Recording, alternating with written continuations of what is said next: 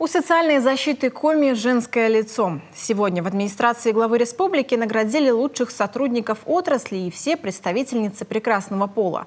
За каждой наградой долгие годы кропотливого труда, помощи и сострадания. Александра Головина, одна из первых, поздравила участниц церемонии. Светлана Бубенчикова – врач Кочманского интерната. Осмотреть, назначить лечение, обследование проживающим, учитывая специфику психоневрологического учреждения, кажется, задача далеко не из простых, но не в случае, когда работа в радость и приносит удовольствие. Наша работа прежде всего связана с человеколюбием. То есть если ты любишь людей, отдаешь им добро и получаешь взамен только приятность, удовлетворение моральное. Мне очень нравится видеть их довольные лица, когда они тебя благодарят, и я им тоже на все 100% отдаюсь своей работе. Мне это нравится, я получаю большое удовольствие.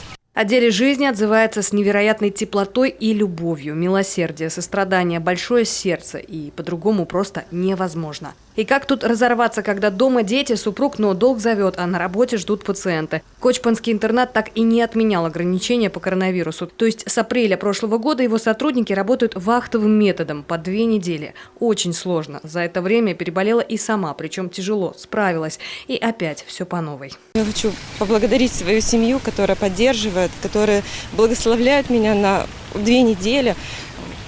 Мы можем общаться только по телефону, по WhatsApp и больше никак. Пожилые люди, многодетные семьи, малоимущие, пенсионеры, граждане с инвалидностью – все они в сфере внимания и заботы работников органов соцзащиты. Труд, опыт, терпение, чуткость и так каждый день, год за годом. Мне посчастливилось пройти путь достаточно длинный.